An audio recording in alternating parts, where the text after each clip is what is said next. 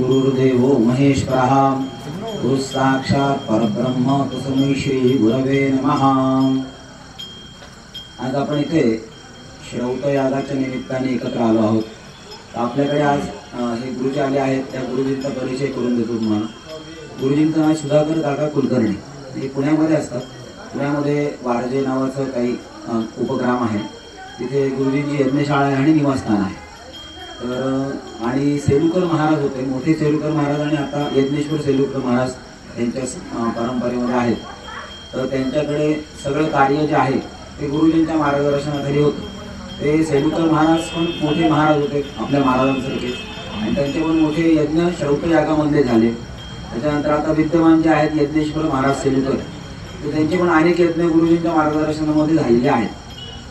आणि असे सुधाकर काका कुलकर्णी, आम्हाला पण नेहमी यांचं मार्गदर्शन असतं। कुठल्याही गोष्टीमध्ये काही आढळलं तर आम्ही गुरुजींना आता विचारत असतो नेहमी, आणि गुरुजी आम्हाला नेहमी मोकळ्या मनाने मार्गदर्शन करतात। आपल्याला थोडीशी एक ओळख या विषयाची व्हावी, याकरता गुरुजींना आम्ही विनंती केली आहे की तुम्ही काहीतरी थोडी माहिती सांगा। म्हणून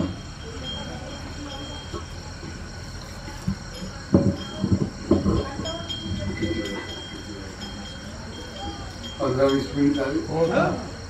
मला जास्त वेळ लागला तरी तसं काही सगळ्यांचे हे ओळख आता सगळे मोकळे आहेत, काही वेळ कोणाला काही अडचण नाही। अज्ञानतिमिरान्धस्य ज्ञानाञ्जन शलाकया चक्षुरुन्मीलितं येन तस्मै श्री गुरवे नमः। श्री गुरुभ्यो नमः। परम सद्गुरु धर्मात्मा शंकर गुरु महाराज, नारायण गुरु महाराज आणि भगवान यज्ञ नारायण यांच्या चरणाला वंदन करून आपल्या पुढे यज्ञ या विषयावर त्यातल्या त्यात विशेषतः श्रौत यज्ञ काय आहे याबद्दल आपल्याला कल्पना यावी। आता हे सर्व नवीन पाहण्यात येतं आणि त्याबद्दल उत्सुकता आणि काम चालू असताना एवढं काही सविस्तर सांगितलं जात नाही, आणि म्हणून त्याच वेळेला खरं सांगायचं होतं। संध्याकाळी जे आहेत त्यांना उद्या आपण सांगण्याचा प्रयत्न करू। हे श्रौत यज्ञ काय आहे, स्मार्त यज्ञ काय आहे, मुळात यज्ञ ही आमची संस्कृती काय आहे, खूप मोठा विचार आहे। म्हणूनच मी आपल्याला वेळ विचारला। तसं जर आपण 7 दिवस जरी याचा एक एक विषयाकडे पाहत गेलो तरी सुद्धा यज्ञ या विषयाची पूर्तता होईल की नाही सांगता येत नाही। एवढा महान विषय आहे आणि अत्यंत अवश्य असा आहे, आपल्या या संस्कृतीचा आत्मा आहे। आणि म्हणूनच मोठे मोठे ऋषितुल्य जे आपण ऋषी तर आपण पाहिले, परंतु आपल्या काळामध्ये सुद्धा ऋषी खूप होऊन गेले। उदाहरण आहे नारायण महाराजांचं आहे, सेलुकर महाराज आहेत, अनेक मोठे मोठे संत आहेत की त्यांनी त्या कार्यावर प्रकाश टाकत लोकांना त्याच्याकडे खेचलं, की ज्यांनी आपल्या माऊली नारायण महाराज यांच्याबद्दल आमचे जे गुरुजी आहेत, भानसे गुरुजी, नारायण शास्त्री भानसे, ते नेहमी म्हणत असत की दरवर्षी ऋणमोचनला माऊलीला आणि सोमयाग करत असत, आणि त्यांची यज्ञावरची जी निष्ठा, त्यांची ती परंपरा आंबेडकरांकडून संपूर्ण सोमसप्त संस्था त्यांनी पूर्ण करून घेतली। अर्थात हे जे आध्यात्मिक पुरुष असतात, आध्यात्मिक लोक असतात, यांना दिव्य दृष्टीने त्याचं महत्व निश्चितपणे कळलेलं असतं, आणि म्हणूनच ते काम घेत असतात। आज आपली आधुनिकपणामुळे यज्ञाकडे बघण्याची प्रवृत्ती वेगळी झालेली आहे, किंवा यज्ञाबद्दलचे समज, गैरसमज किंवा त्याचे काठिण्य, त्याचा अधिकार, अनेक विषय आपल्याकडे येतात। त्याच्या कठीणतेमुळे त्याला तो अवघड मार्ग आहे, सर्वसामान्य माणसांकरता सोपा मार्ग आहे। मग एवढा असतानाही या सगळ्या महापुरुषांनी त्याचं रक्षण का केलं हा प्रश्न आहे। आपल्याला माहिती आहे, भगवान गोपाळ कृष्णाने स्वतः पांडवांच्या राजर्षी यज्ञामध्ये यज्ञातलं प्रत्येक कार्य हे अत्यंत पवित्र असतं, आणि ते पवित्र कार्य आपल्याला काहीतरी मिळावं म्हणून ब्राह्मण जेवून गेल्यानंतर ज्या पत्रावळी असतात ते उचलण्याचं काम भगवंतांनी केलं, कारण ते एक अत्यंत पवित्र कर्म आहे यज्ञ। यज्ञातलं कोणतंही काम अत्यंत पवित्र असतात, कारण यज्ञ हे साक्षात परमेश्वराचं रूप आहे। यज्ञ ज्या अष्टमूर्ती सांगितल्यात त्यात यज्ञ ही देवाची मूर्ती आहे, यज्ञ हे महाविष्णूचं स्वरूप आहे, असे हजारो वाक्य वेदामध्ये येतात. यज्ञ वै महाविष्णू. किंवा अग्नीमध्ये जी आम्ही आहुती देतो ती आहुती देवतांच्या द्वारा, आहुती अग्नीच्या द्वारा देवतेला पोहोचते आणि त्यामुळे देवता संतुष्ट होतात. आणि वेगवेगळ्या प्रकाराने त्या यज्ञाचं वर्णन करत असताना स्वर्गाच्या कामाने करताच यज्ञ केला जातो. 100 यज्ञ केले की इंद्र पद मिळतं वगैरे, अशा अनेक भावना, अनेक कल्पना आणि अनेक आक्षेप त्याच्यावर आहेत. पण यज्ञ ही एक अशी आहे की त्याचा अंत आतापर्यंत कुणालाही लागला नाही असे आहे. कारण या सृष्टीच्या आरंभापासून यज्ञ आहे. आरंभाच्या अगोदर यज्ञाची निर्मिती केली आणि मग प्रजा निर्माण केली. आपण भगवद्गीता सगळे म्हणत असतो, सहयज्ञा प्रजा सृष्टा पूर्ववाच प्रजापती अनेन प्रसयिष्यध्वम एषवो सृष्ट कामधुक, असं त्यांनी सांगितलंय. ते काय म्हणतात की सहयज्ञा हा प्रजा हा सृष्टवा, मी या प्रजेची निर्मिती करताना सहयज्ञा हा यज्ञाच्या बरोबर त्याची निर्मिती केली आणि नंतर प्रजा केली. कारण यज्ञ हे त्या प्रजेचं अन्न आहे, त्याच्याशिवाय ही जगू शकणार नाही. आणि त्या यज्ञाशिवाय या विश्वाचा जो प्रपंच आहे किंवा यज्ञत्वान निवर्तन्ते तद्धामं परमं मम, मला माझ्याकडे परत येण्याकरता यज्ञ हेच एक प्रथम साधन आहे. मंत्र पुष्पांजलीमध्ये आम्ही रोज म्हणत असतो, यज्ञेन यज्ञम आयोजन्त देवाः तानि धर्मानि प्रथमानि आसन. तो धर्म हा प्रथम धर्म आहे. अर्थात यज्ञ धर्म हे पहिला धर्म आपल्यामध्ये आहे. या सृष्टीच्या आरंभाच्या अगोदरपासून आमची जीवन पद्धती कसं असावं, आम्ही जन्माला आल्यानंतर कसं मनुष्य म्हणून काय, सगळेच जीव जन्माला येतात पण प्रत्येकाकरता वेगवेगळे धर्म आहेत. पण मनुष्याला मात्र विशेष धर्म असतो. आहार निद्रा भयमैथुनंच सामान्यमेतत् पशुभिर नराणाम धर्मो हि तेषाम अधिको विशेषो धर्मेन हि ना पशुभिर समाना. आपण प्राणी मात्रांना सगळ्यांना भूक लागते, सगळ्यांना भीती वाटते, सगळ्यांना झोप हवी असते. जसं मनुष्याला आहे तसंच कुत्रे, मांजर, पशु, पक्षी सगळ्यांना या गोष्टी आवश्यक आहेत. आहार, निद्रा, भूक, भय, मैथुन या ज्या सगळ्या गोष्टी आहेत त्या सगळ्यांमध्ये आहेत. पण माणसांमध्ये त्यांच्यामध्ये विशेष काय आहे? धर्मो हि तेषाम अधिको विशेष. धर्म म्हणजेच ज्ञान, बुद्धी, ती कोणती तर परमेश्वराला प्राप्त कसं करून घ्यावं यावरचा मार्ग. आणि म्हणून त्यांनी सर्वात प्रथम मार्ग जो आहे राजमार्ग तो यज्ञ सांगितला. हे यज्ञ सगळे कशात सांगितले गेले? यज्ञ हे वेदामध्ये यज्ञाचं वर्णन येतं आणि म्हणून वेदामध्ये यज्ञाचं वर्णन आल्यामुळे त्याला श्रौत यज्ञ. श्रुती म्हणजे वेद. वेद काही कुणी करता नाही ना, कश्चित वेद करताचे. वेद एक आमच्या भारतीय संस्कृतीचा, या विश्वाचा अमौलिक असा ठेवा आहे. कारण तो कुणीही लिहिलेला नाही. प्रत्येक ग्रंथांच्या आरंभाला, प्रत्येक ग्रंथांच्या शेवटी कोणताही ग्रंथ समाप्त करत असताना कर्त्याच्या नावाचा उल्लेख असतो. भले ज्ञानेश्वरी असो, श्रीमद भागवत असो, व्यासानिक, सगळ्यांची नाव आहेत. पण वेदाचा अध्याय, कोणत्याही वेदाचा अध्याय काढा, वेदाचे मंत्र संपताना तिथे कुठेही कुणाचा उल्लेख नाही. कारण वेद हे अपौरुषी आहेत, कोणत्या पुरुषाने केलेले नाही. आणि म्हणून पुरुषाने केलेली म्हणजेच जीवाने एखादी केलेली कृती थोडी तरी सदोष असते.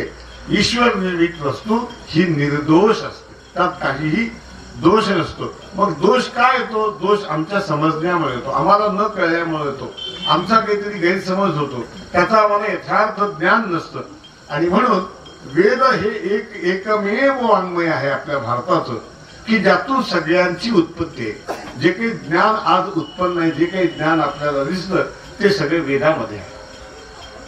आणि म्हणून त्या पुढे येणाऱ्या कोणत्या संतांनी सुद्धा वेदांचा आणि न उल्लेख करता किंवा वेदापेक्षा वेगळं काही आम्ही सांगणार नाही असं आमचे तुकाराम महाराज असो, ज्ञानेश्वर माऊली असो, एकनाथ महाराज असो, या सर्वांनी हेच वर्णन केले. तुकाराम महाराज म्हणतात, वाचे बोलू वेद नीती करू संती केले ते. आम्ही आमच्या वाचेनं वेदाची नीती सांगतो. आम्ही वैकुंठवासी आलो याच कारणासी बोलिले जे ऋषी साच भावे वर्तावया. म्हणजे संतांनी सुद्धा वेदाच्या मार्गाचा, कारण ज्ञानेश्वरांच्या पहिल्या ओवीमध्ये वेद प्रतिपाद्या, ओम नमोजी अद्या वेद प्रतिपाद्या, तुझं प्रतिपादन कुणी केलं? भगवान वेदानी. वेदाने आम्हाला ईश्वर दाखविला, वेदाने आम्ही कसं जगावं सांगितलं. आणि म्हणून वेद हे अपौरुषीय आहे, म्हणजेच यस्य निश्वेष्टम वेदाः, जे त्या परमेश्वराचे, आम्ही जो अनंत कोटी ब्रह्मांड नायक ईश्वर मानतो, त्याचे जे प्राण आहेत, त्याचे जे श्वास म्हणजे वेद आहे. यस्य निश्वेष्टम वेदा. त्याच्यात मी तर म्हणले की भरपूर त्याच्यावर काही बोलता येतं. ज्ञानेश्वर महाराज म्हणतात जया निद्रिताचा घोर. झोपल्यानंतर जे घोरलं जातं म्हणजे श्वास असतात, तो त्या ईश्वराचा निद्रिताचा घोरू त्या नाम वेद होतं, म्हणजे वेद आहे. मग ह्या वेदांनी काय सांगितलं? वेदा ही यज्ञार्थम अभिप्रवृत्ता. वेद फक्त यज्ञ सांगण्याकरता जन्माला आले. त्या यज्ञामध्येच मानवाचं ऐहिक आणि पारलौकिक असं कल्याण. केवळ ऐहिक सुखावर भागत नाहीये. ऐहिक सुखाच्या मागे लागले तर सगळ्या गोष्टी आवश्यक आहेत, त्या पाहिजेत, त्या मिळवल्या पाहिजेत, उपभोगल्या पाहिजे. आम्ही आत्ता मंत्र पुष्पांजली म्हणताना म्हणलं, वयम आम्ही म्हणतो ना, साम्राज्यम भोज्यम वैराज्यम पारमेष्टम महाराज्य महाधिपत्यम असं म्हणतात. आम्ही इतके श्रीमंत व्हावेत, आमचं राज्य इतकं व्यापक असलं पाहिजे, साम्राज्याधिपती असलं पाहिजे आम्ही, म्हणजे मोठं होण्याबद्दल, संपत्ती मिळवण्याबद्दल कुठेही दुमत नाही. परंतु उत्तरांगात सांगताना इदन्न मम ईशावास्यमिदं सर्वम, ही यज्ञीय संस्कृती आहे. आम्हाला जन्माला आल्यानंतर सगळ्या गोष्टीची आवश्यकता आहे. त्या गोष्टी आम्हाला धर्माने मिळाल्या पाहिजे. त्या आम्ही यथायोग्य जमवून त्या ईश्वराला तदीय वस्तू गोविंदम तुभ्यमेव समर्पित. ही तुझी जी वस्तू आहे ना, येताना मनुष्य काही घेऊन येत नाही, जाताना घेऊनही जात नाही. बरं, मानवाने काहीच तयार केलेलं नसतं. त्याला वाटत असतं हे माझं आहे, पण त्याचं काहीच नसतं. ते त्याच्या अगोदर कुणाच तरी असतंच. असं मागे मागे गेलं ते फक्त ईश्वराची सत्ता आहे. पण ते द्रव्य मिळाल्यानंतर आपल्याला जी भावना होती हे माझं आहे, माझ्या द्रव्याबद्दल मला आसक्ती निर्माण होते. त्या आसक्तीमुळे मला पुन्हा पुन्हा त्याच्यामध्ये वासना गुंतात. त्या वासनेमुळे मी पुन्हा जन्माला येतो, पुन्हा मरतो, पुन्हा जन्माला येतो. आणि हे चक्र जर तोडायचं असेल तर तुला इदं नवम, म्हणजे यज्ञ दोन्ही सांगतो, तू उत्तम धन मिळवावं. जगद्गुरु तुकाराम म्हणतात, जोडून या धन उत्तम व्यवहारे, पण वेच करताना उदास विचारे वेच करी. आणि काही हातचं राखून ठेवू नको, तू काम कर, धर्मा करता, समाजा करता, सगळ्यांकरता. आणि ही संतांनी आम्हाला शिकवण दिली, जी वेदांनी आम्हाला सांगितली. मग या वेदांनी जे यज्ञ सांगितले ते कोणते यज्ञ आहेत? यज्ञ शब्दाचा काय अर्थ होतो? यज्ञ हा जो शब्द आहे, अनेक व्याख्याकारांनी अनेक प्रकारे यज्ञ या शब्दाबद्दल सांगितलंय. यज्ञ अशी जर फोड केली, यज्ञ म्हणजे जे, ज्ञ म्हणजे जाणून घ्यायचं आहे, तो यज्ञ आहे. मानव जीवनाला आल्यानंतर काय जाणून घ्यायचं आहे? मी ईश्वराचा अंश आहे. ममई वंश जीवलोके जीवभूत सनातना. मी जर ईश्वराचाच अंश आहे तर मला ईश्वर होण्याचा अधिकार आहे. तर मी कसा आलो, मी कोण आहे? आता जन्माला आल्याबरोबर सोहमचा कोहम होतो. सोहम म्हणून तो जन्माला येतो. श्वास घेताना सोहम म्हणतो, पण जन्माला आल्याबरोबर कोहम, कोण आहे मी? हे ईश्वरी माया आहे. तर या अज्ञानात जे आम्ही गुरफटलो, यातून निघून सोहमला जायचं आहे. परत मला यज्ञ ते जाणून घ्यायचं आहे, तो यज्ञ आहे. यज्ञाची ढोबळमानांनी केलेली व्याख्या आपल्याला पाहायला मिळते. यज्ञं द्रव्यं देवतेषु त्याग हा यज्ञ. देवताच्या उद्देशाने आपण मिळवलेलं, कष्टाने मिळवलेलं धन अर्पण करणे, देवतोद्देशेन द्रव्य त्याग हा यज्ञ. यज्ञाची सोपी व्याख्या आहे, देवाच्या उद्देशाने द्रव्याचा त्याग करणे एक यज्ञ आहे. दान, पूजा, संगती करणेषु यज्ञ. हा सत्पात्री दान करणं, सात्विक दान करणं, म्हणजे त्यात परत एक एक शब्दात अनेक प्रकार आहेत. दान 3 प्रकारचं आहे, यज्ञ 3 प्रकारचा आहे. सात्विक आहे, राजस आहे, तामस आहे. कारण ही 3 गुण मिळून आमची प्रकृती झाली आहे. आम्ही तयार होत असताना या 3 गुणामुळे आम्ही तयार झालो. आणि त्या 3 गुणाचा ज्याचा अधिक प्राबल्य असेल तो स्वभाव त्याचा बदलेला असतो. पण आम्हाला सात्विक गुणा सत्वगुणाचं प्राबल्य आमच्या जीवनात आणून आम्हाला ईश्वर प्राप्ती करून घेणे हा आमचा जो धर्म आहे, आमचा जो हक्क आहे किंवा आमच्या जीवनाचा उद्देश आहे, त्याकरता सात्विक कर्म करायला पाहिजे. ते सात्विक कर्म, ते सात्विक दान म्हणजे यज्ञ आहे. दानम पूजा, आम्ही रोज पूजा करतो. देवाची पूजा करणं ठीक आहे, मर्यादित आहे, आपले व्यक्तिगत आहे. पण देवाच्या सदृश जे सत्पुरुष असतात, समाजामधले ज्ञानी आहेत, कार्यकर्ते आहेत, उत्तम कार्यकर्ते आहेत, त्यांची पूजा करणं, त्यांच्या गुणांचा सन्मान करणं. आज आम्ही स्वामीचा उत्सव करतो, ही पूजा आहे, हा यज्ञ आहे. याला यज्ञ म्हणलं. यज्ञाची व्याख्या अशी व्यापक आहे. एका यज्ञ या शब्दामध्ये सगळा समाज एकत्र बांधला जातो आणि त्यांचं ऐहिक पारलौकिक कल्याण करण्याचं सामर्थ्य त्यामध्ये असतं. त्या रूपकात्मक त्याच्यातून ते घ्यायचंय पुढे. त्यातल्या प्रक्रिया मी तुम्हाला आता सांगत बसलो तर तो वेगळा विषय आहे. गारपत्य काय, आव्हानीय काय, दक्षिणाग्नी काय, परंतु ते का करायचं हा विषय मी आधी आपल्याला सांगितलं. म्हणजे उद्या पाहताना तुम्हाला लक्षात येईल की अरे हे काय प्रक्रिया आहे, काय आहे. तर सात्विक, राजस, तामस हे 3 प्रकार त्याहून घडतात. तर दान हे त्यातलं सात्विक दान म्हणजे यज्ञात दिलेलं दान हे सात्विक आहे. एखाद्या व्यक्तीला गरजूला दान देणं राजस आहे. एखाद्याला देश काल पात्र काही बघितलं नाही, दान दिलंय, त्या पैशाचा उपयोग दुरुपयोग केलाय, ते तामस झालं. त्याला तर वाटतं पण देणाऱ्याला वाटतं. मग देताना देशे कालेच पात्रेच तद्दानम सात्विकम स्मृतम. आणि जे वेदाने सांगितले तेच भगवद्गीतेने सांगितलं, तेच ज्ञानेश्वरीने सांगितलं, तेच तुकाराम महाराजांनी सांगितलं. कोणीही वेदमार्गाच्या बाहेर गेलं नाही. पण आम्ही मात्र त्याचा अर्थ नीट समजून न घेता आपसामध्ये मतभेद करून आम्हाला वाटतं की हे श्रेष्ठ आहे, आम्हाला वाटतं तेच बरोबर आहे, त्याची काही गरज नाही, याचीच गरज नाही, याची पण गरज आहे, याची पण गरज आहे. सगळ्यांनी दोघांनी 2 कामं केलं तर ते काम होणार आहे. एकानंच एक काम केलं, बाकीची कामं ठरली तर होत नाही. सगळ्यांनी मिळून करणं दान, पूजा. तर या सात्विक लोकांच्या गुणांची पूजा करणं, त्यांचे गुण आत्मसात करणं ही पूजा. केवळ देवाला फूल वाहून नमस्कार करून चालत नाही. देवामध्ये असलेले गुण आपल्यामध्ये कसे येतील. आपण देवपूजा करताना देवो भूत्वा देवम यजतिक आपल्याला सांगितले. देव होऊन देवाची पूजा करा. नाही तर फूल देवाचा डोक्यावर वाहतोय, चित्त दुसरीकडे आहे, उपयोग नाहीये. देवो भूत्वा, देव कसा आहे, अजरा मरा देवा. मग मी सुद्धा त्यांचा अंश आहे, मी तसाच आहे. मग मला भीती कशाला वाटली पाहिजे, मी वाईट का लोकांचं जिंकलं पाहिजे, वाईट कर्म का केलं पाहिजे, लोकांकडे सगळी इच्छा आणि त्यांचे धन हरून का न घेतलं पाहिजे. तर या गोष्टी जर पूजा केली म्हणजे ती कृती झाली. पण खरी पूजा आहे तू मनापासून जर भक्तिभावाने देवाला फूल वाहिलं, ती पूजा आहे. देवाचा जो गुण आहे, देव समदृष्टीने बघतो, सगळ्यावर सारखं प्रेम करतो, हे गुण आत्मसात करणं, त्या गुणांचा आदर करणं, ती पूजा म्हणजे देवपूजा. हे एक यज्ञात आहे. दान, पूजा, संगती करणेशु.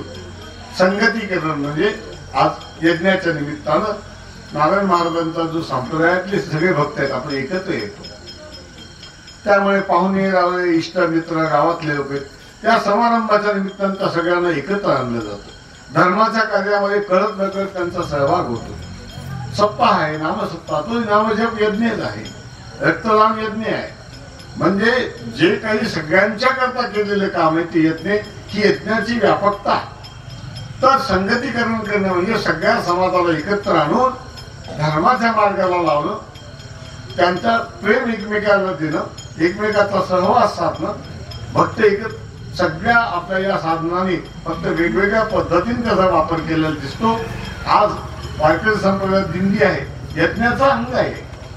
आपण जी वारी पायी दिंडी जातो ती एक यज्ञाचा अंग आहे. संगती करणे, केवढा मोठा समाज गुण्या गोविंदाने एकत्र जातो, त्यामधून दोन्ही ऐहिक फायदा होतो, पारलौकिक होतो. एकमेकाच्या सुखदुःखाची चौकशी होते, एकमेकाला मदत होते. सगळे एकत्र आल्यामुळे ज्या वाईट शक्तीत त्यांना भीती दडपण येतं, म्हणजे दोन्ही कार्य कसे आपोआप होतात. म्हणून यज्ञ दान, पूजा, संगती करणेशु यज्ञ, ही एक आपल्याला व्याख्या पाहायला मिळते. ते यज्ञामध्ये आपण ज्या द्रव्याचा त्याग करतो, ज्या देवतेच्या उद्देशाने एखादं द्रव्य देतो, ते द्रव्य काय आपण आणलेलं असतं का? नाही. आम्ही हा जीव धारण केल्यावर कष्ट करून जे मिळवलं आहे, जे द्रव्य मिळवले ते द्रव्य त्या कृपेने मिळाले. अगोदर त्याला देणं मग मी खाणं हा माझा धर्म आहे, हा यज्ञ आहे. पण देवतोद्देशेन द्रव्य त्यागा. मग त्यामुळं काय होतं, आई साधारण एक फळ सांगतो. आम्हाला काय असतं, आम्ही हे केलं म्हणजे आम्हाला काय मिळणार आहे. आणि ही काही भावना चुकीची नाही, सगळ्यांच्या मनात हेच. हे केल्यामुळं काय होतं, मनुष्य अगोदर तयारच होत नाही. मुलाला शाळेत जायचं असलं, शाळेत पाठवायचं असलं तर तो काही त्याला लहानपणी कळत नसतं माझं यात कल्याण आहे म्हणून तू शाळेत जायला लवकर तयारच होत नाही. रोज त्याला वडील काहीतरी प्रलोभन दाखवते. आई सांगते आज हे चॉकलेट घे, शाळेतून तुला हे मिळणार आहे, तिकडे गेले की ते मिळणार आहे. त्याच्यामुळे तर त्या चॉकलेटची तो अभिलाषा दाखवली की तू शाळेत जा. म्हणून यज्ञाचं फळ काही फक्त स्वर्ग नाही आहे, तो त्या कर्मामध्ये प्रवृत्त झाला पाहिजे. कारण ते कर्म त्याचं सगळं पाप नाहीस करून त्याचा पुण्याचा मार्ग उघडा करणारं कर्म आहे, की त्यागात्मक आहे. आहुती देताना काय म्हणतो आपण, आता त्या म्हणतो एक थोडा विषयांतर होईल, पण अगोदर हे स्पष्ट करतो की यज्ञाचे दोन भेद आहेत. एक श्रौत यज्ञ आहे आणि एक स्मार्त यज्ञ आहे. श्रौत यज्ञ म्हणजे प्रत्यक्ष वेदात त्याचं वर्णन आले. म्हणजे आपल्याला मुद्दा नाही वेद काय आहेत तर वेद अपौरुषी आहेत, पण त्या यज्ञाने त्या वेदाने कोणता यज्ञ सांगितला, त्या यज्ञाला श्रौत यज्ञ म्हणतात. त्यात दुसरं काही वेदातला कुठलाही चार वेदातला कोणताही मंत्र घ्या, तो नवग्रहाचा नाही किंवा देवीचं वर्णन करणारा नाही, नवग्रह तुमच्या अमक्या देवताचं वर्णन करणारा काही नाही. त्या यज्ञातून प्रत्येक मंत्रातून यज्ञातली प्रक्रिया, मनुष्याची जीवन पद्धती आणि मनुष्यांचा ऐहिक आणि पारलौकिक मार्गाचा मार्गक्रम कसा असावा, त्याला जाण्याकरता काय आहे त्याचं जे वर्णन आहे ते वेद आहे. मग स्मार्त यज्ञ म्हणजे काय आलं, हे श्रौत यज्ञ झाले. स्मार्त म्हणजे स्मृती ग्रंथात आलेले. स्मृती म्हणजे धर्म याज्ञवल्क्य स्मृती आहे, मनुस्मृती आहे, अनेक स्मृतिकार आहेत, धर्मशास्त्र करताना आहेत. पण त्यात केवळ स्मृतीचेच मंत्र नाही, वेदाच्या मंत्राचा आधार घेऊन पुराणातून आलेलं काही, वेदातून आलेलं काही आणि स्मृतीतून या तिन्हीचा मिलन म्हणजे स्मार्त यज्ञ. आता उदाहरणार्थ इथे आपण नवचंडी करतो, देवीचा हवन करतो, नवचंडी आहे, रुद्र स्वाहाकार करतो, पलीकडे भागवत स्वाहाकार आहे. हे स्मार्त यज्ञ आहे. स्मार्त यज्ञामध्ये यात काय आहे, सगळ्यात भागवतामध्ये श्रीमद भागवताच्या मंत्रांचा आहे. इतिहास पुराणात पंचम वेदा, त्याला एक 5वा वेदाचं स्थान दिले, त्याच्या मंत्रांनी प्रत्येक श्रावण केलं. पण देवताचं पूजन वेदमंत्रांनी, त्याचं विधान स्मृतीमध्ये सांगितलं आणि म्हणून ते स्मार्त यज्ञ झाले.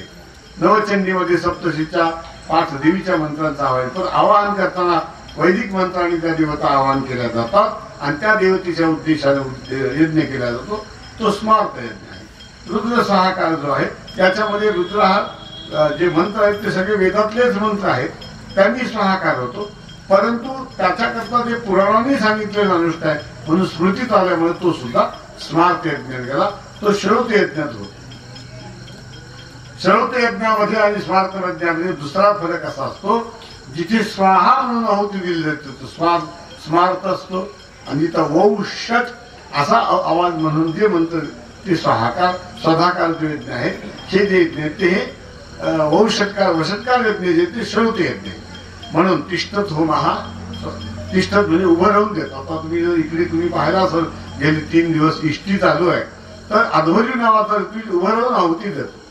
ती स्वाहा म्हणत नाही, वौषट म्हणून देतो. कारण तिष्ठत होम जो असतो उभं राहून केलेला होम त्याला वषटकार म्हणतात. आणि म्हणून विष्णू सहस्त्रनामामधलं दुसरं नाव जे आहे ते वषटकार आहे. विश्वम विष्णू वषटकारो तिसरं नाव आहे. वषटकार म्हणजे ज्या मंत्राने मला आहुती दिली जाते तो वषटकार म्हणजे मी आहे, तो यज्ञ म्हणजे मी आहे.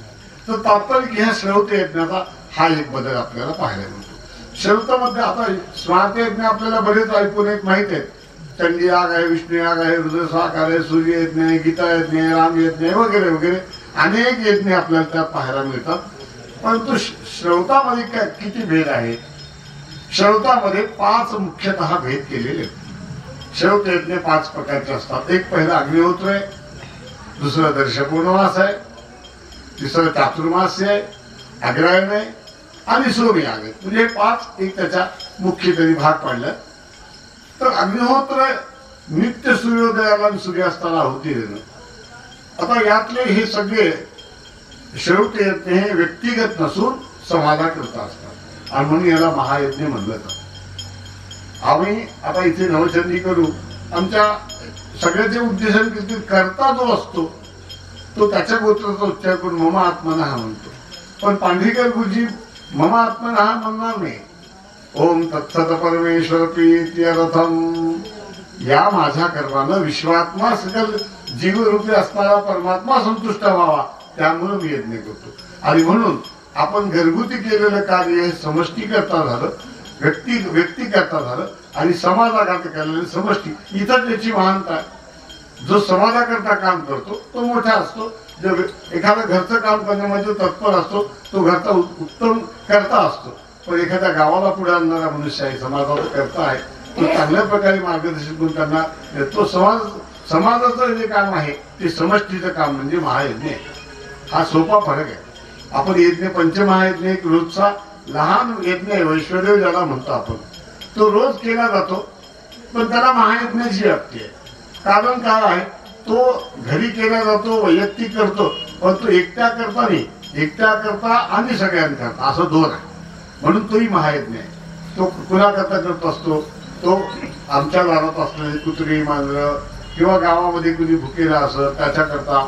म्हणून तो बाहेर येऊन उभा राहतो. वैश्वदेव झाला, कुणी अतिथी आहे का, त्याला अन्न नाही काही मिळालं, त्याच्याकरता मी आज जेवाय, हे वैश्वदेवाचा भाग आहे. म्हणजे आमची संस्कृती आम्ही अन्न घेण्याच्या पूर्व अगोदर कुणाला द्यायला सांगते, आमच्यावर अवलंबून असणारे सगळे जीव, घरातले लहान मुलं वगैरे, पशु पक्षी आणि अतिथी, नंतर तो यजमान जेवण करतो घरातून. हा महायज्ञ आहे. मग हे त्यागात्मक जे शिकवणारे यज्ञ आहे, हा वैश्वदेव सुद्धा हा श्रौत यज्ञामध्ये येतो. तर ही यज्ञ आमची जी भारतीय संस्कृती आहे. नाहीतर काय होतंय, वैश्वदेव न खाता खाल्लेलं अन्न म्हणजे प्रत्यक्ष आपण रोज पाप भक्षण करतो असं भगवद्गीता सांगते. भुंजते ते त्वघम पापा ए पचंती आत्मकारणात, जे आपल्या करतात, जो स्वयंपाक करतात आणि खातात ते म्हणजे रोज पाप भक्षण करतात. मग आम्ही रोज जर पापाचं भक्षण करता आम्हाला रोग का होणार नाही, आम्हाला दुःख काय येणार नाही, दरिद्रता काय येणार नाही, आमच्या घरामध्ये असंतुष्ट काय येणार नाही. आम्ही वैश्वदेव करत नाही, नित्य यज्ञ करत नाही. सूर्योदयाला सूर्यास्ताला अग्निहोत्र केलं पाहिजे. ज्या परमेश्वराने आम्हाला एवढं सगळं दिले त्याच्याकरता 2 नाणे आहुती देऊन त्याला नमस्कार करणं आमचं पहिलं कर्तव्य आहे. इथून अग्निहोत्राची श्रौत यज्ञाची सुरुवात होते. त्याचं पुन्हा शास्त्र आहे, सूर्योदयालाच का, सूर्यास्ताला का. हा अत्यंत पवित्र काळ आहे. इथं कोणता मुहूर्त पाहायची गरज नाही. सूर्योदय सूर्यास्त हा मनुष्य जीवनातला उत्तम असा संधी काळ आहे. देवाची एक द्वारी उभा क्षणभरी, देवाच्या दारामध्ये एक क्षणभर उभा राहिलं. कोणतं देवाचं द्वार आहे, तर मनुष्य जन्म हेच देवाचं द्वार आहे. आणि तिथे एक मिनिट तू शांत विचार कर, मी का जन्माला आलो. तर ही एक संधी आहे. 84 योनी फिरत फिरत तो मनुष्य जन्माच्या दारावर आला. इथे आल्यानंतर आता पुन्हा मनुष्य जन्म मिळणार आहे का काय माहित नाही, पण आता मिळाला ही संधी आहे. आणि म्हणून संधीची वेळ कोणती असते, दिवसही नाही रात्र नाही आहे.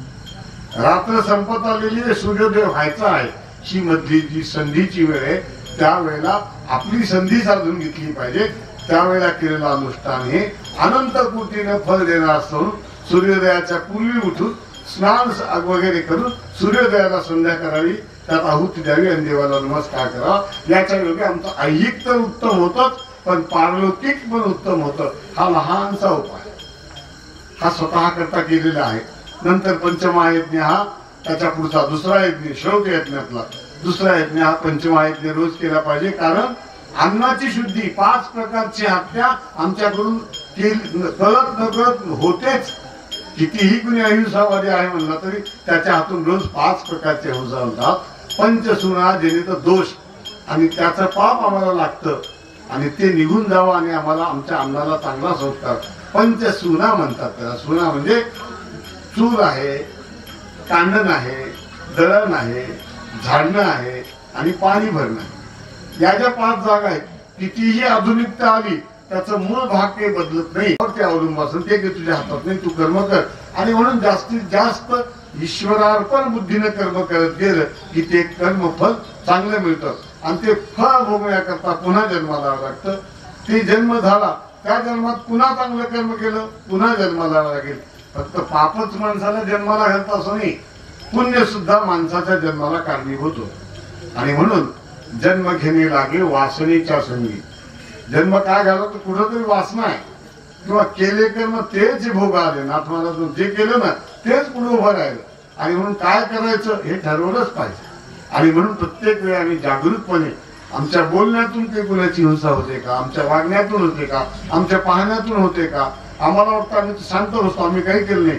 पण आपल्याकडे त्रिविध कर्म आहे किंवा दशविध कर्म आहे. आपण गंगेला स्नान करताना दशहराला 10 प्रकारचं पाप जावं म्हणतं, 10 कर्म घडतात हातून. ती 10 कर्म म्हणजे काय न शरीरानं काही घडतात, काही मनाने घडतात, काही वाचने घडतात. 4 प्रकारचं पाप मानसिक आहे.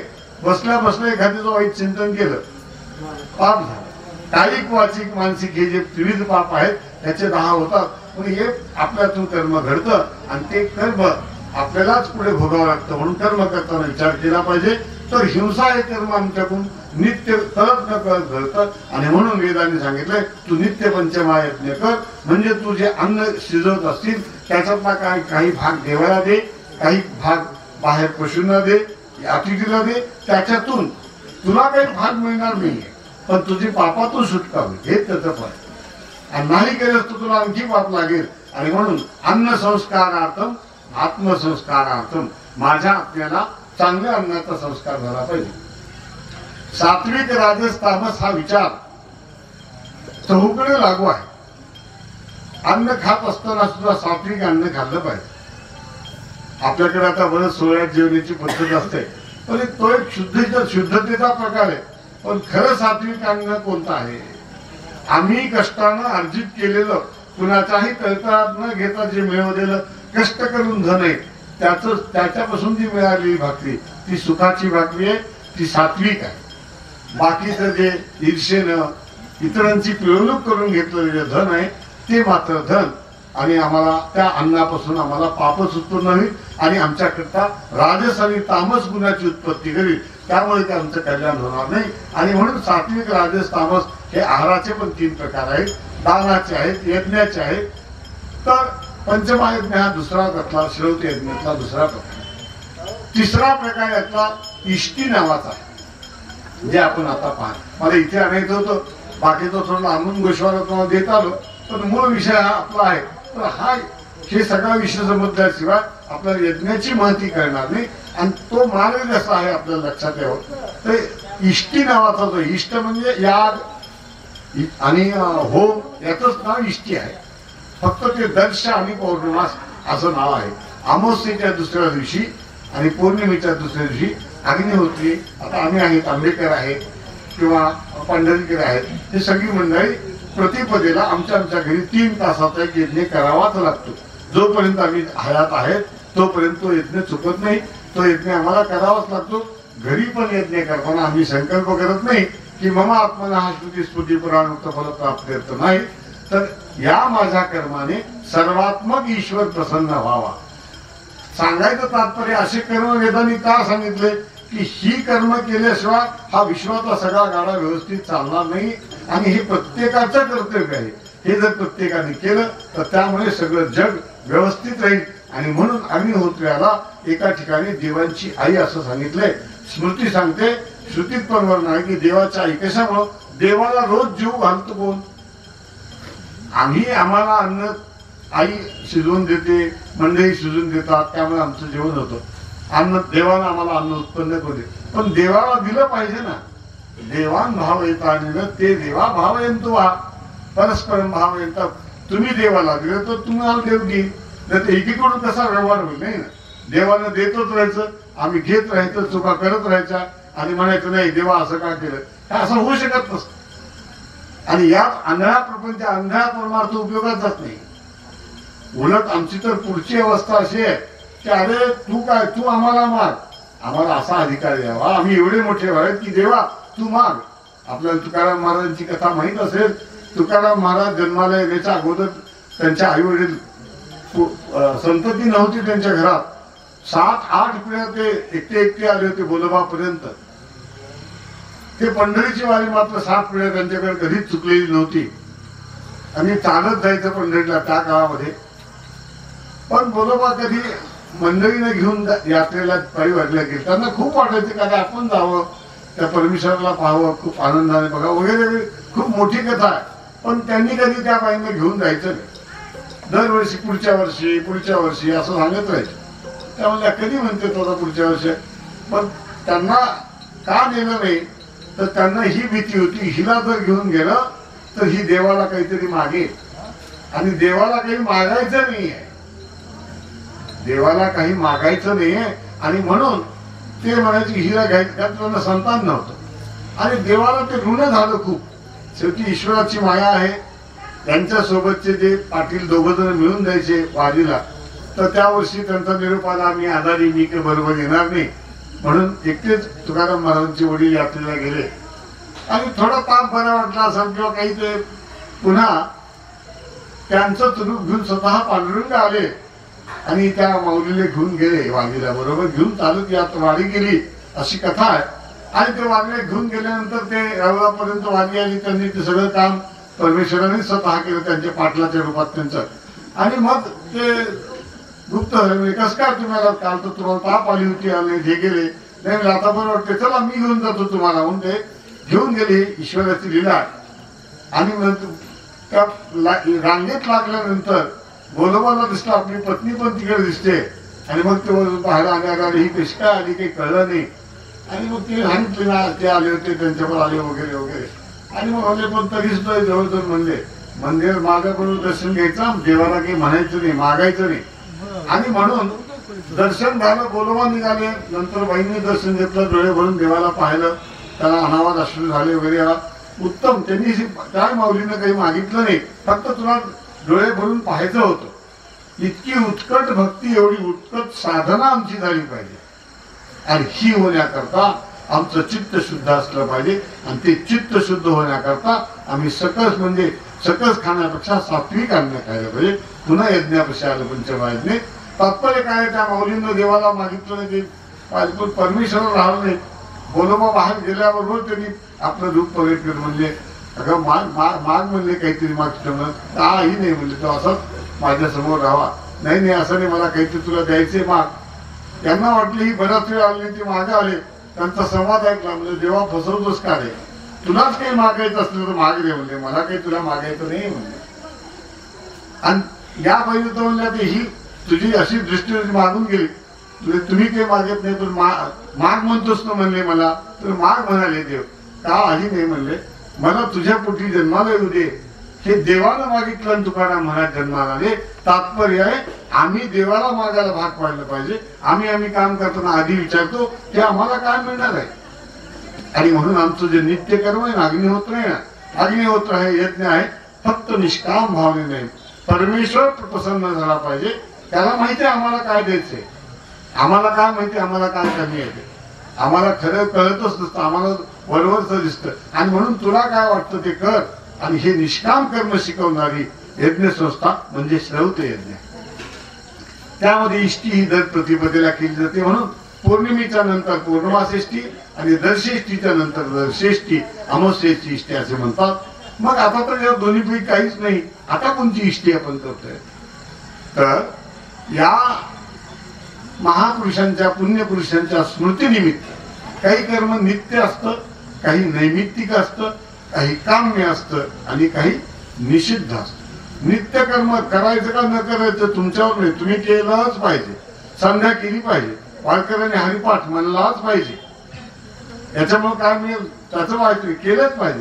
ती संध्या आहे. वारकऱ्यांनी ज्ञानेश्वरी 5 वेळा तरी वाचणं, अभंग 5 म्हणणं, हरिपाठ म्हणणं ही त्याची संध्या आहे, त्यांनी केलीच पाहिजे. ब्राह्मणाने गायत्रीचा जप केला पाहिजे, सूर्याला अर्घ्य दिलं पाहिजे. काही 12 लाख कामं असो पण अगोदर ती केलंच पाहिजे. नाही तर ते नित्य कर्म नाही केलं तर तो दोषी होतो. आणि तो दोषी मनुष्य कितीही चांगले कामे केली तर ती त्याची वाया जातात, कारण तो त्याचा अधिकारीच बनत नाही. जोपर्यंत नित्य काहीतरी दुसऱ्या करता ईश्वराकरता जोपर्यंत करत नाही. म्हणून नित्यकर्म अपरिहार्य आहे, ते तुम्ही केलंच पाहिजे. मग नैमित्तिक कर्म असतं काही निमित्ताने केलेलं. काय निमित्त आहे? सूर्यग्रहण आहे, चंद्रग्रहण आहे, आई वडिलांची पुण्यतिथी आहे, एखादा पर्वकाळ आहे, सत्पुरुषांच्या पुण्यतिथी आहे, ते नैमित्तिक आहे. मग या नैमित्तिक कर्माचा उद्देश काय आहे? याच्यात सुद्धा मोठा उद्देश आहे. सगळ्यांच्या मागण्याकरता काम्य निषिद्ध आहे. काम्य कर्म नेहमी काहीतरी देवाला मागत राहणं ही चूक आहे. पण कधी कधी मागावं लागतं, किंवा त्या मागण्यातून सुद्धा जसं देवाला महिनी मागायला लावलं तसं आम्हा सद्गुरूंची आमच्यावर कृपा व्हावी, कामना आहे, बाकी काही नाही. कारण सद्गुरूंची कृपा झाल्याशिवाय ईश्वर तुम्हाला दिसणं भेटणं शक्य नाही. भेटला तरी तुम्हाला कळेल असं नाही, आणि कळला तरी तुमच्या बरोबर राहील असं नाही. नामदेवाची गोष्ट सगळ्यांना माहिती आहे, मी वेगळे सांगत बसायला नको. देव जेवला तरी सुद्धा देवाला तुला गुरु करावा लागेल, कारण तो अधिकार फक्त संतांकडे दिलाय. आता संत तेथे विवेका असणेच केवी. आणि माणसाला मनुष्य जन्मात मुक्त होण्याकरता ज्ञानाची आवश्यकता आहे, आणि ते फक्त संतांजवळ आहे. आणि म्हणून त्यांना शरण झालं पाहिजे. तर यांच्या पुण्यतिथीच्या निमित्तानं, या महोत्सवाच्या निमित्तानं मग तो काळ तर हा आहे. मग इथं तर शुक्ल पक्ष काम्येष्टीच्या कर्माचा अधिकार नाही. मग इथे काय केलं पाहिजे? अशा वेळेला सगळ्यांच्या कामने करता अशा काहीतरी इष्टी केल्या जातात, त्याला काम्येष्टी म्हणतात. म्हणून इथे ज्या इष्टा चालू आहेत त्या काम्येष्टी, म्हणजे नित्य कर्मातली इष्टी. दर्शपौर्णिमास इष्टी आम्ही घरी करतो, पण त्यातला तिसरा यज्ञ म्हणजे हा इष्टी यज्ञ आहे. त्याच्यानंतर एक चातुर्मास्य याग नावाचा यज्ञ असतो, जो की चातुर्मास्य शब्द म्हणजे काय आपल्याला आषाढ महिना कार्तिक महिना असं वाटतं, पण तसं काही कारण नाही. आता आम्ही मध्ये वाशिमला यांच्याच हाताने चातुर्मास याग केला. आपले जे कोणते बाबा ते पंडित काका आणि पंडित काकांच्या त्या पुण्यस्मरणानिमित्त चातुर्मास याग केला. तर चातुर्मास्य या शब्द 4 महिने असा, 4 महिन्याने एक पर्व केलं जातं, त्याला चातुर्मास्य म्हणतो. ते वैश्वदेव पर्व आहे, वरुण प्रकाश आहे, साकमेध आहे, शुनाश्री आहे. या नावामध्ये अर्थ आहे, या प्रत्येक शब्दाला कारण आहे. याच्या मागचं अधिभौतिक कारण वेगळं आहे, आध्यात्मिक वेगळं आहे. यज्ञ हा एवढा विचार आहे, अध्यात्माने वेगळा आहे, अधिभौतिकतेने वेगळा आहे, आणि अधिभूत यज्ञ वेगळा आहे. तिन्ही कारण गोष्टीला घेऊन जातो. आध्यात्मिक फल वेगळं असतं, अधिभौतिक म्हणजे आम्हाला भौतिक जगतात काय फळ ते आहे, आणि अधिदैविक म्हणजे हे जे देवता आहेत ना, सूर्य चंद्र मित्र वरुण, या देवता संतुष्टी केल्याशिवाय मधला मार्ग आमचा सुकर होत नाहीये. रोज खायला मिळालं तरच काहीतरी अनुष्ठान करू शकतो, आणि याकरता या देवतेंची आराधना आम्हाला करायला सांगितली परमेश्वरानं.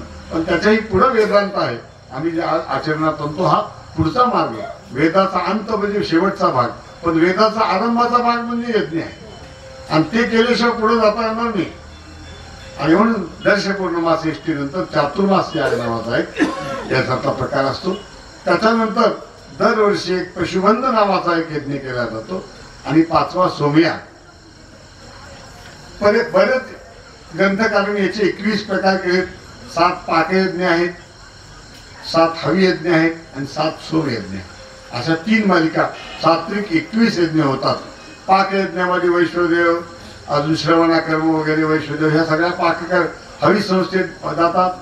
सोमसप्त संस्था ज्या आहेत, अग्निष्टोम आहे, अत्यग्निष्टोम आहे, वाजपेय, अतिरात्र, अप्तोर्याम आहे, ही जी सगळी यज्ञ महाराजांनी केली ती ही सोमसप्त संस्थेतली. सोमयाग हा महासोमयाग म्हणतात त्याला. महा काय म्हणले ते महायज्ञ आहे. तो अतिव्यापक त्याचं फळ आहे, आणि त्याचे कालावधी ठरलेले असतो की वसंत ऋतू हा त्याचा मुख्य काळ आहे. त्याचं कारण सुद्धा विज्ञानाच्या दृष्टीने आहे. आज जगामध्ये या श्रवत यज्ञावर एवढं संशोधन चालू आहे. प्रत्येक देशामध्ये याचं संशोधन करतात वैज्ञानिक दृष्टिकोनातून. आम्हाला हे आज हजारो वर्षापूर्वी ऋषीमुनींनी देवाच्या दिव्य दृष्टीने ते जाणून घेऊन आमच्याकडे हे दिलं, ते संशोधन करून दिले. यातली एकही गोष्ट बिनकामाची नाहीये. कुंड घालण्यापासून कुंडाचं प्रमाण किती असावं, त्याच्यामध्ये किती हाताची समिधा असावी, त्याला हवन घेताना किती द्रव्य घेतलं पाहिजे, इतकंच का घेतलं पाहिजे, याच्या मागचं तिन्ही कारण काय, हे सगळं संशोधन पूर्वक केलेलं आहे. आम्ही फक्त ते सांभाळणं आमचं कर्तव्य आहे. आणि आज असे अग्निहोत्र करणारे अग्निहोत्रीच कमी झाले. किती कमी झालेत? 140 कोटीचा काहीतरी हे भारत देश आहे, तर त्यामध्ये 140 अग्निहोत्री आहेत. कोटीच्या मागे एक आलं. त्यातले 120 त्यातले काही म्हातारे माणसं थकलेले तांदळात आहेत. आज महाराजांच्या कृपेनं कदाचित नारायण महाराज असो, शेरकर महाराज असो, या लोकांनी अत्यंत तळमळीने हे कार्य पुढे आणलं म्हणून आज 14 ते 15-16 अग्निहोत्री महाराष्ट्रात झाले, जे की माझ्या लहानपणी 4-5च होते. त्याची 14-15-16 पर्यंत गेली संख्या. ही जे महाराष्ट्रात संत मंडळी आली, या मंडळीने हे जे बीज रोपलं त्याचं कारण आहे त्यांना कळून माहित होतं की हे यज्ञ हे जोपर्यंत या जगतामध्ये आणि मनुष्य जाती आहे किंवा ह्या विश्वामध्ये सगळ्यांना सुखानं नांदायचं असेल ते यज्ञाला पर्याय नाही. कधीही कालबाह्य होत नाही यज्ञ. आमच्यावर किती आक्षेप घेते लोक, आक्षेप घेतात, आमचं समाधान करतात, तेवढे तीळ तांदूळ जाण्यापेक्षा ते जर दान करा ते काय. अरे हे त्याच्यावर घेतलेले आरोप आहे. त्यातलं एकेका सिद्धांतावर आपल्याला बोलता येईल. शेतामध्ये धान्य पेरताना शेतकरी विचार करतो का 1 पिशवीभर धान्य वाया जातं तर भरून टाकतो? नाही घातलं पाहिजे. यांच्या सिद्धांताप्रमाणे 1 पिशवीभर धान्य पेरतो आणि गाडी भरून पोते भरून घरी घेऊन येतो. तेच यज्ञाचं तत्व आहे. आज भौतिक विज्ञान सांगते इथं काही नष्ट होत नाही. ते अग्नीमध्ये दिलेलं हजारो रुपयानं लगेच बाहेर पडतं आणि ते बाहेर पडलेलं लगेच फायदा मिळतो. साधी गोष्ट आहे. 1 किलो तूप आहे आणि 1000 माणसं आपण जेवायला बसतो. सगळ्यांना वाढायचं तर वास तरी देण्यापुरतं पुरेल का? नाही पुरणार. 1000 लोकांना ते हाताला जर नुसते करू तरी त्याला सुद्धा वास येईल का? नाही. ती 1 किलो तूप तुम्ही अयोध्यामध्ये बसवा, भोवताली लोक बसतो, 1 किलो तुपाला लावून करा, प्रत्येकापर्यंत त्याचा सुगंध जाऊन पोहोचतो, त्याची पुष्टी तिथपर्यंत मिळते. हा साधा सिद्धांत आहे. म्हणजे अग्नीमध्ये दिलेल्या होती सूर्यकिरणांच्या द्वारा सूर्यलोकात जाते आणि त्यामुळे सूर्यमंडळामुळे सगळे संतुष्ट होऊन उत्तम काली वृष्टी होते. वृष्टीपासून अन्न तयार होतं, अन्नामुळे प्रजा जगते. हे ईश्वर म्हणाले हे माझं चक्र आहे आणि हे चक्र सांभाळणं मनुष्याचं काम आहे आणि म्हणून ते श्रौत यज्ञ अपरिहार्य आहे. ते व्रत घेऊन केले पाहिजे. त्याच्याकरता दीक्षा घेतली पाहिजे. दीक्षा कसं असतं, आज स्मार्त यज्ञ आज केला, उद्या नाही केला, नाही आता मला आज बसवत नाही राहिलं, असं चालणार नाही. असं करेल तर सातत्य होणार नाही, ते कार्य होणार नाही. आणि ते कार्य जर करून घ्यायचं असेल त्याला व्रत घ्यावं लागेल, त्याची प्रतिज्ञा करावी लागेल. यावत जीवम अग्निहोत्रम, बांधेकरण अग्निहोत्र घेताना संकल्प असतो यावत जीवम, माझ्या जीवात जीव आहे तोपर्यंत मी यज्ञ करणार. असा दृढ निश्चय करून जो निघेल त्यावेळेला तो यज्ञ सगळ्या समाजाचं कल्याण करेल आणि हे यज्ञ सगळ्या समाजाचं कल्याण करणार आहेत. आणि म्हणून हे यज्ञ टिकले पाहिजेत आणि या यज्ञांचा प्रचार प्रसार झाला पाहिजे. ते टिकावे म्हणून त्याच्या माध्यमातून बाकीचे यज्ञ आहेत ते व्यक्तिगत आहे, ते करा. एखाद्या गावावर संकट आले शतचंडी करा, एखाद्या घरात काही काम आणले करा, एखाद्याच करा. पण नुसतं तेच करा नाही, अगोदर हे केलंच पाहिजे. म्हणून मी नित्य कर्म केलंच पाहिजे. नैमित्तिक तुम्हाला करायला परवानगी, काम्य करायला कधीतरी परवानगी. निषेध आहे हिंसात्मक जे कर्म आहे यज्ञ आहे ते तुम्ही करूच नका. ज्या गोष्टीने एखाद्याचं मन दुखवलं जाणार आहे, एखादं पाप होणार आहे, एखादं नुकसान होणार आहे, हे कर्माला शास्त्रानं निषिद्ध केले. निषिद्ध कर्म केलं तर त्याच्यात फळ हे मात्र दुःख निश्चित आहे. आणि म्हणून या श्रौत यज्ञाची जी वेदाने सांगितली सांगड आहे, अग्निहोत्र, दर्शपौर्णमास, चातुर्मास, पशु आणि सोम हे 5 अंग ही महत्वाचे आहेत. आणि यातला यज्ञ प्रत्येक वर्षी जसं जसं केला पाहिजे त्या अनुष्ठानातून यज्ञाच्या प्रक्रियेतून प्रत्येक प्रक्रियेतून काहीतरी वैज्ञानिक सिद्धांत प्रकट केला जातो. त्याचा सगळ्यांना निश्चितपणे फायदा होतो. आणि तो यज्ञ स्वतःच एवढा सिद्ध आहे की कारण तुम्ही यज्ञ करायला उभं राहा त्याच्यात अडचणी येणार नाही. एखाद्या लग्नात अडचणी येतात किती, पण तुम्ही यज्ञ करायला जर सगळे एकत्र आले तर कधीही यज्ञ हा बंद पडत नाही. यज्ञाचं काम ईश्वर, कारण यज्ञोई महाविष्णू तो प्रत्यक्षच करून घेतो. फक्त आमची श्रद्धा दृढ पाहिजे. आणि याच कारणाने याला संसारात हे चक्र चालणार आहे निसर्गाचं, ते चालवण्यालाच ही यज्ञ प्रक्रिया श्रौत यज्ञ प्रक्रिया असं म्हणलेलं आहे. या श्रौत यज्ञामुळे अजून काय फायदे होतात. इदं न मम, आमचा सिद्धांत काय आहे, मनुष्य जन्माला आल्यापासून माझं आहे चुकीचं म्हणत बसतो. आतापर्यंत मी ऐहिक काय फायदे सांगितलं, सगळ्या गोष्टी जे मिळतात ते यज्ञामुळे मिळतात. त्यांनी सांगितलं हे सर्व श्रेष्ठ कामधू. कामधेनू काय करते, जे पाहिजे ते देते. काय पाहिजे तो यज्ञ कोण आहे? कामधेनू आहे.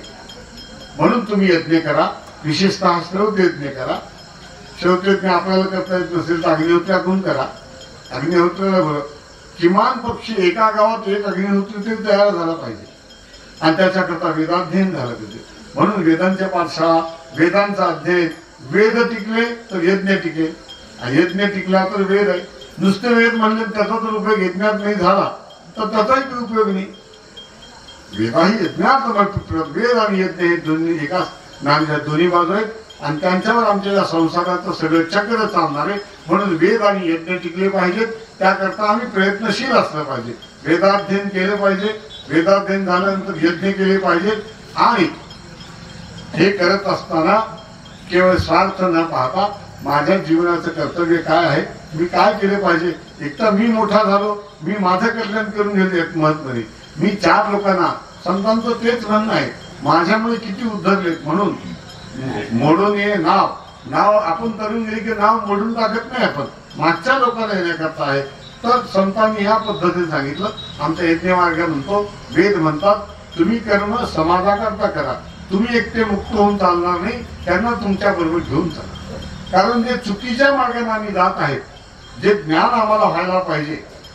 मनुष्याचं काय आहे की तो मुक्तच आहे, जन्माला येऊन बद्ध झाला. मुक्तीची अवस्था काय आहे?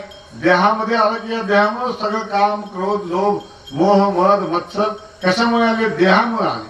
हे सगळं देहाला धर्म आहे आणि म्हणून तो ईश्वरानं परीक्षा घ्यायची ठरवून गेल्या या देहामध्ये घालून त्याला याच्यातून मुक्त करण्याचे शिकलं पाहिजे आणि त्याकरता यज्ञ हा एक मार्ग आहे. तर म्हणून माणसाला काय वाटतं, हे माझं आहे, ते माझं आहे, मला ते हवं आहे, आपलं ते आपलंच आहे, दुसरं ते माझं आहे. ठीक आहे, आपलं आहे इथपर्यंत तरी ममत्व ठीक आहे, पण लोकांचं सुद्धा माझं कसं होईल याकरता दिवस रात्र प्रयत्न चालू असतो. एवढंच नाही, मोठे मोठे खटाटोप, मोठे मोठे प्रयत्न, मोठा परमार्थ त्याच्या स्वार्थाकरता केला जातो. ते हे होऊ नये आणि म्हणून यज्ञ आम्हाला कितीही चांगलं तूप आणलं, कोणतीही सामग्री आणली तर आहुती दिल्यानंतर इदन्न मम पांढरेकर म्हणतात, तुम्ही ऐकत जा, इदा बागेना ये न मम. हे रोज माणसाने 108 वेळा तरी म्हणलं पाहिजे, काहीतरी द्यावं. आणि इदन्न मम, एखाद्याला काही दान दिले, इदन्न मम. आपल्याला तो दान दिल्यानंतर त्याच्यावर नाव टाकण्याची फार इच्छा असते. एक विनोदाची गोष्ट सांगतात, मंदिरामध्ये पंखा लावला, स्वतःचं नाव टाकलं. आता पंखा लावला ही सगळ्यांना वारं घेण्याकरता पंखा लावलेला होता ना. देण्याचा उद्देश काय? ते ग्रस्त एक दिवस पाया पडायला लागले, नमस्कार केलं. इकडे पाहतात ते त्यांना ते नावच दिसला पंखा. माझं पंखा म्हणजे पुन्हा लावाकडे पंखा म्हणजे आम्हीच लावलं. काय उपयोग? बंद करते, नाव दिसत नाही ना म्हणलं. अरे पंखा देऊन उपयोग आहे का? हे काय आहे म्हणजे आम्ही नावाकरता किती करतो, म्हणजे आम्ही जे दान करतो त्या दानामध्ये सुद्धा आम्हाला काय असतं की यातून आम्हाला काय मिळेल, म्हणजे आमचा परमार्थ स्वार्थाकर. म्हणून त्यांनी इदन्न मम द्यावं, पण हे माझं नाहीये. आणि खरंच नसतं तरी किती लोभ असतो, येताना काही घेऊन आलाच नाही. आणि ईश्वराने फार चांगली व्यवस्था केली आहे. जगात कुठे स्विस बँकेत नेऊन पैसे घेऊन ठेवता येतात, पण बरोबर नेण्याची सोय ठेवली नाही, हे फार चांगलं केलं. ते जर असतं तर इथं मागच्यानं काही शिल्लकच ठेवलं नसतं, प्रत्येक जण घेऊन गेला असता. आणि तरी जाईपर्यंत तो माझाच म्हणतो. मग त्याला लहानपणापासून अग्निहोत्रातून इदन्न मम, साधं पाणी अर्घ दिल्याबरोबर इदन्न मम, इदम अर्घन्न मम, ही त्यागाची शिकवण यज्ञाची. त्यागात्मक जीवन जगण्याचा मला कळलं पाहिजे. त्यागात शांती निरंतरम. ते म्हणजे मग कशाने दिसेल, म्हणजे अमृतत्व कशानं? त्यागे नाही ते अमृतत्व एकमेव त्यागाने मिळणार. तर ह्या सगळ्याकरता गृहस्थाश्रम जो असतो याचा आधार आहे. तुम्हाला अगोदर खायला मिळालं, शरीर चांगलं राहिले तर तो ब्रह्मचर्य कराल, दान धर्म कराल. म्हणून यज्ञ काय करतो, आधी प्रवृत्त करतो. प्रवृत्त झाल्याशिवाय निवृत्ती नाहीये. निवृत्ती मार्ग आहेच. वेदांत हा निवृत्ती मार्ग आहे. आणि म्हणून त्यांनी सांगितलं पहिल्या अध्यायापासून 40 अध्यायापर्यंत, यथोचित कर्म कर, इदन्न मम या भावनेने कर. तुझं चित्त शुद्ध झालं पाहिजे. चित्त शुद्ध कशानं होतं? चित्त शुद्ध हे कर्मानं. कोणताही संतांनी नाकारलेलं नाही. चित्तशुद्धीसाठी कर्मच केलं पाहिजे. म्हणून संत म्हणाले ना, तुम्हाला जर खरा परमार्थ करायचा असेल ना, आधी चित्त शुद्ध असेल तरच तुम्हाला परमात्मा दिसेल. आपण पहा ना, स्वच्छ पाणी असल्याबरोबर छान प्रतिबिंब दिसतं. तेच गढूळ पाणी बाजूला ठेवा.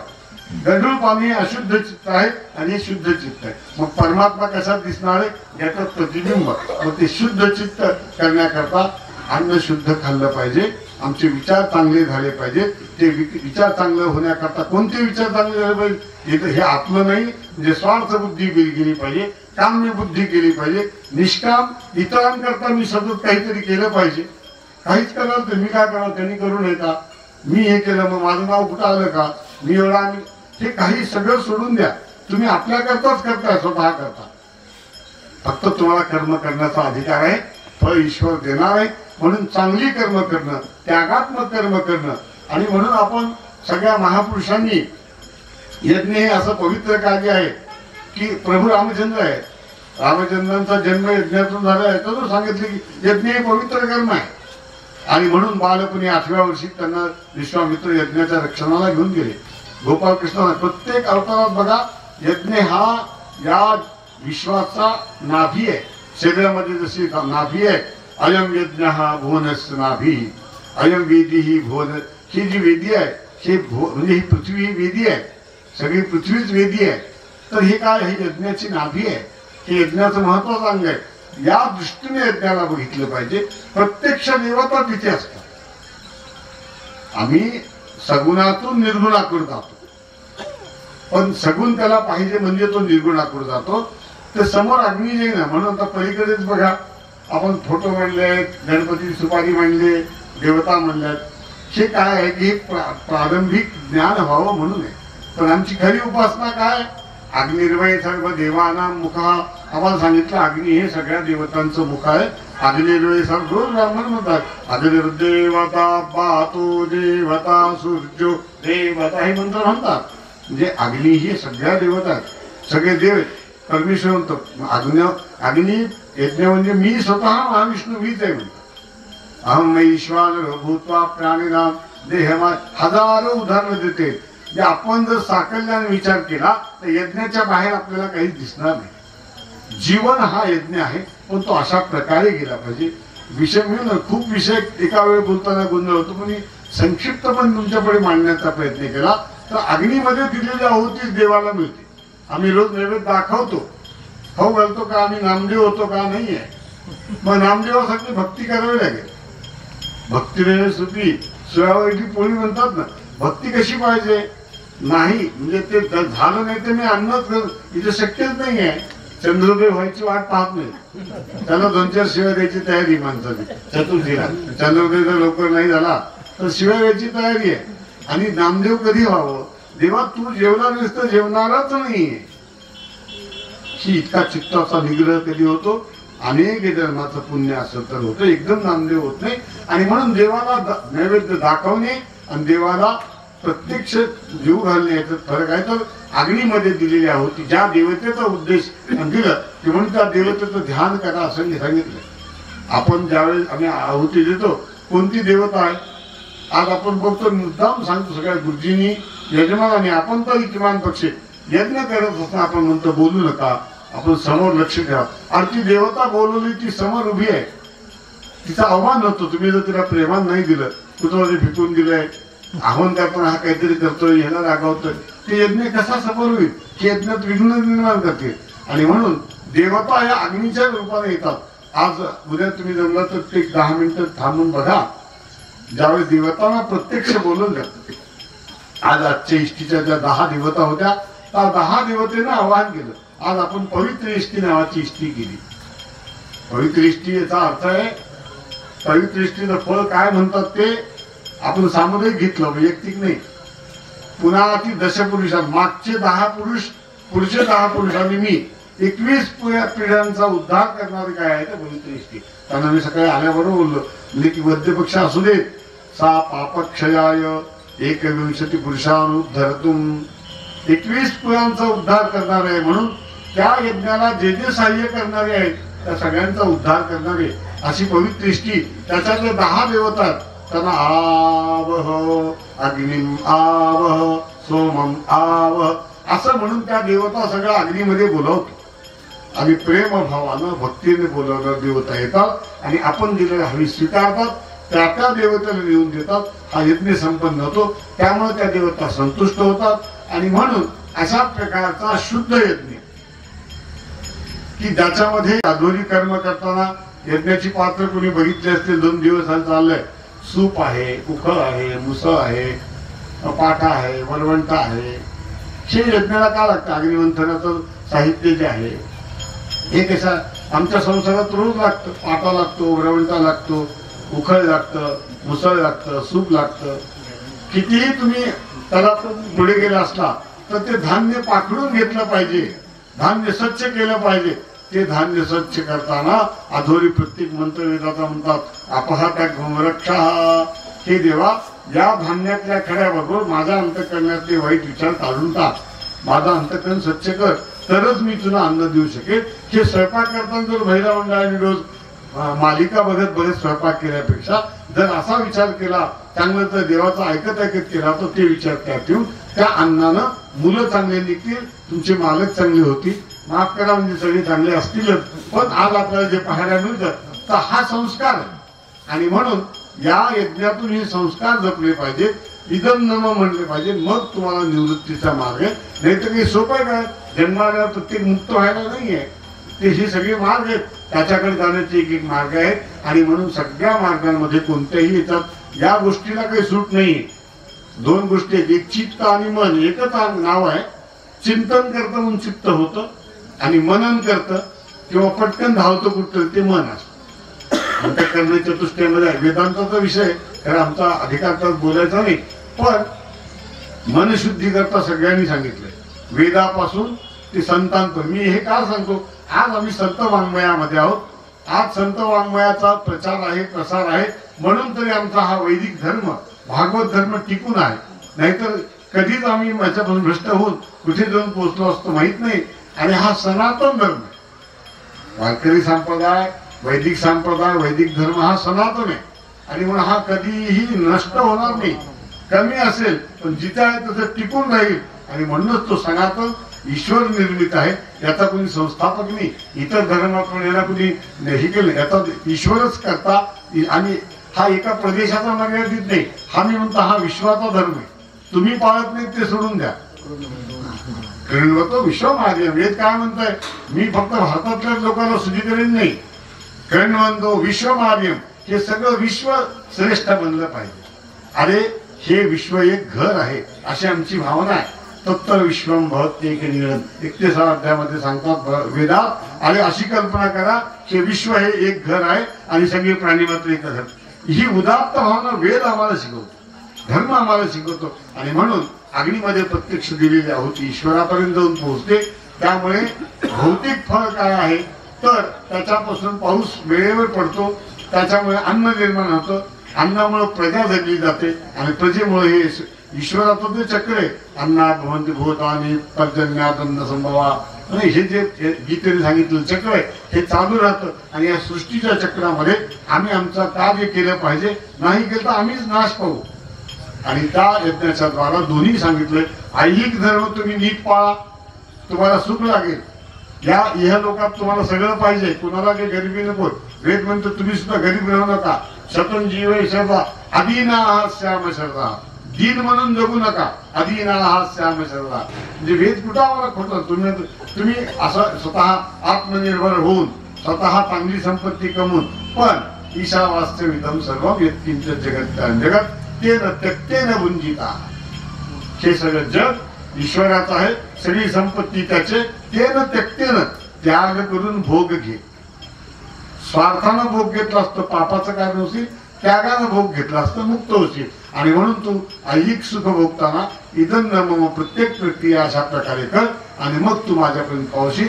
अशा प्रकारे या यज्ञाचं वर्णन वेदातून ज्ञानेश्वरी गीता याच मार्गाने सांगितले। हा सोपा सरळ जायचा मार्ग आहे की तुम्ही या अशा प्रकारे गेलात तर तुमचं ऐहिक आणि पारलौकिक दोन्ही जीवन आणि निश्चितपणे सफल होईल, यात दुर्विधा नाही। आता न त्याज्यं कार्यमेव तत्, ज्ञानेश्वर म्हणतात जे यज्ञादन तपालिके ये कर्मे आवश्यके ती न सांगावी पांथिके पाऊले देशी।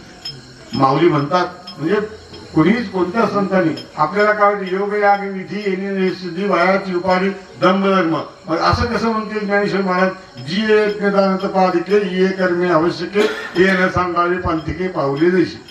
हे प्रकरण दोन वेगळे आहेत. वयाचं उपाधी म्हणून ज्यावेळेस यज्ञ होईल, उपाधी कशी असते, मी MA झालो, मला ही उपाधी मिळाली, मी एक मोठा पंडित झालो, मी सोमयाजी ब्राह्मण झालो, हा अहंकार जागा झाला, ही उपाधी दंभ धर्म आहे. परंतु ये कर्मे आवश्यके, हे कर्म आवश्यक कधी निष्काम भावनेने तू यज्ञ केलाच पाहिजे, त्याच्यामुळे ऐहिक पारलौकिक सगळ्यांचं कल्याण होणार आहे. असा यज्ञ जो वेदाने सांगितला ते हे श्रौत यज्ञ आहे.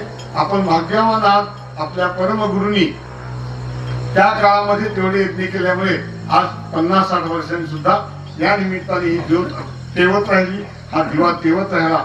असाच हा दिवा पुन्हा मोठा व्हावा, पुन्हा या ठिकाणी पांढरीकरांचे असो, कुणाचे असते सोम्या व्हावे, अग्निष्टम व्हावा, वाजपेयी व्हावा, राजसेय व्हावा. आपलं असे यज्ञ माऊलींच्या कृपेने आणि गुरुमाऊलीच्या कृपेने होत राहावेत आणि सगळ्या सज्जनांचं सर्वांचं कल्याण व्हावं हीच इच्छा सद्गुरूंच्या यज्ञाची समर्पण करून माझ्या वाणीला विराम देतो. यज्ञनारायण भगवान की जय. धन्यवाद. खूप खूप धन्यवाद. गुरुजींनी अतिशय छान उकर करून सगळ्या गोष्टींचं आपल्याला मार्गदर्शन केलं आहे आणि आपल्या सर्वांचे बरेचसे डावडी यज्ञ सगळ्यांना लक्षात आलं असेल. आता सगळ्यांच्या बारीक सारीक गोष्टी सगळ्या लक्षात आल्या असतील आता. आणि असे श्रौत यज्ञ आपल्या इथे प्राप्त झाले आहेत आणि प्रत्यक्ष उद्याकडे आपण यज्ञाच्या वेळेला जर उपस्थित राहिलात तर या ज्या गुरुजींनी सांगितलेल्या गोष्टी तिथे प्रत्यक्ष तुम्हाला पाहायला मिळते. आता उद्याकडे आपलं जे लवकर फक्त आपल्याला उद्या प्रयोग सुरू करायचा आहे. 2 दिवस आपण उशिराने सुरू करत होतो, पण उद्याकडे आपल्याला सकाळी 7:30 पर्यंत आपण प्रयोग सुरू करू गुरुजी. म्हणजे मग ते आपल्या सांगतेपर्यंत सगळ्यांच्या पूर्णाहुती वगैरे सगळ्या वेळेवरती होतील. कारण एके दिवस आपण 2-3 दिवस काय करत होतो की पहिले स्मार्त यज्ञाची पूर्ण समाप्ती व्हायची दिवसाची आणि मग श्रौत यज्ञाची व्हायची. तर आपण उद्याकडे लवकर करू म्हणजे आपलं पूर्णाहुतीच्या आधी सगळ्यांची यज्ञ पूर्ण झालेली पाहिजे, म्हणजे आपल्या मुख्य वेळेच्या आधी. तर सगळ्यांनी उद्या अवश्य या आणि यज्ञनारायणाचं दर्शन घ्या. धन्यवाद.